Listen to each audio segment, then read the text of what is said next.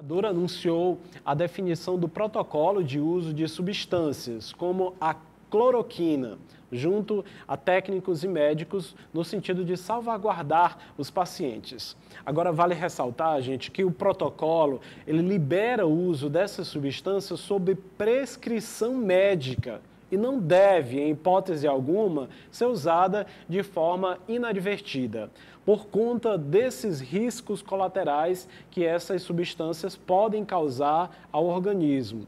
Sobre esse assunto, a doutora Ana Toledo, que é virologista, é professora do curso de medicina da UFDPA, ela reforça essa questão, além da importância da manutenção do isolamento, que possivelmente seja prorrogado para além do dia 30 de abril. Olá, meu nome é Ana Carolina Pereira, eu sou professora da Universidade Federal do Delta do Parnaíba e sou virologista. Eu estou aqui a pedido da TV Costa Norte para responder algumas dúvidas para vocês. Me foi perguntado a respeito do uso da cloroquina e hidroxicloroquina para o tratamento das Covid e sobre a manutenção do isolamento. Bom, a cloroquina e a hidroxicloroquina são medicamentos que já são utilizados há muitos anos para o tratamento da malária e de algumas doenças do tipo o lúpus e a artrite. E para essas doenças, ela já está bem documentado, dose, administração, né? E mesmo assim, ela só deve ser utilizada com prescrição médica. Um estudo recente feito por um grupo francês com pacientes com Covid mostrou a utilização desses medicamentos para o tratamento desses pacientes com bom resultado. Mas foi somente um estudo. Mas devido a esse estudo, a facilidade de ser uma droga já que é produzida, já é uma droga liberada e permitida no mundo inteiro, os governos de vários países resolveram abrir a utilização desse medicamento, né, liberar a utilização desse medicamento para o tratamento da Covid. E isso tem sido feito no Brasil em âmbito hospitalar. Alguns hospitais já pediram para esse medicamento e estão utilizando esses medicamentos em pacientes graves. Eles estão aproveitando esse momento para usar esses medicamentos e também para avaliar se realmente esses medicamentos estão sendo efetivos no tratamento da Covid. Ou seja, isso não é uma coisa certa e absoluta, porque a gente não pode tirar somente um estudo que foi realizado no mundo e tomar aquilo como uma verdade. É um bom indicativo, mas a gente só pode saber se realmente isso vai funcionar com novos estudos.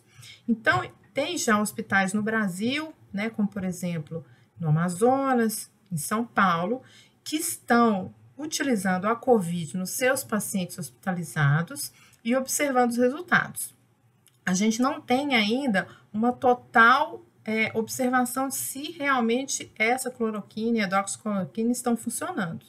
Até o momento, alguns indícios mostram que não está sendo de acordo com o esperado, não está tendo uma boa atuação como o esperado. Isso é normal, uma vez que a gente está tendo que ajustar dose desse medicamento, a via de administração, o tipo de paciente que vai ser administrado. O importante é que a gente saiba que isso está sendo testado e que, se funcionar, vai estar disponível para o tratamento dos casos graves. Então, isso não é uma pílula mágica que, de repente, vai funcionar da noite para o dia. Tudo em ciência precisa ser testado. E um ponto muito importante que a gente precisa esclarecer a toda a população, que isso está sendo utilizado em âmbito hospitalar. Então, isso significa que você não vai sair da sua casa e na farmácia comprar um medicamento desse para utilizar porque você está tendo sintomas de síndrome respiratória, tá? Esse medicamento, ele é utilizado para doenças específicas, doses específicas e com prescrição médica. Por quê? Porque ele tem efeitos colaterais. Por exemplo, pacientes que têm cardiopatias, existe um risco de usar esse medicamento, uma vez que ele causa arritmias. Então, além de arritmia, esse medicamento pode causar toxicidade hepática. Então, pessoas que já têm, por exemplo, alguma doença que leva a algum dano ao fígado, pode ser perigoso. Ele pode causar problemas de visão. Então, tem que ser avaliado se esse medicamento deve ou não ser utilizado pelo paciente. Portanto, não utilize nenhum medicamento sem prescrição médica. Não vá na farmácia comprar um medicamento desse porque você está com algum sintoma respiratório. Se você tiver algum sintoma respiratório, observe o tipo de sintomas que você tem, se é um sintoma leve, um sintoma pronunciado. O governo liberou a telemedicina para que você entre em contato com médicos por WhatsApp ou por telefone para relatar como está o seu estado clínico, e ele vai poder te ajudar a avaliar se realmente você precisa se deslocar até um hospital. Somente se você tiver algum sintoma realmente pronunciado, principalmente a falta de ar e a tosse, que é característica da infecção pelo Covid, é que o médico vai pedir para você ir ao hospital fazer uma avaliação clínica. Mas não utilize de modo algum esses medicamentos que estão, assim, sendo ainda estudados e realmente sendo feito seu estudo em pacientes mais graves e hospitalizados. Outros estudos têm sido feitos com outros medicamentos que talvez tenham até uma melhor atuação do que a cloroquina.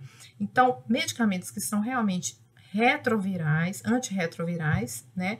Medicamentos utilizados no tratamento do HIV, né? Como o lopinavir e o ritonavir, são medicamentos que estão sendo também estudados, já são medicamentos também liberados para ver se eles têm um bom funcionamento realmente para o COVID-2. Então, existem ainda essas possibilidades. Há ainda cerca de 70 estudos de vacinas sendo utilizados no mundo todo.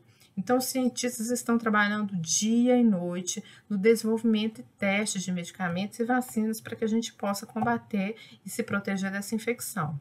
O importante agora é que você não se apoie em notícias que são fake news, em vídeos que você vê no YouTube para fazer o uso de medicamentos sem ser indicado nesse caso, tá?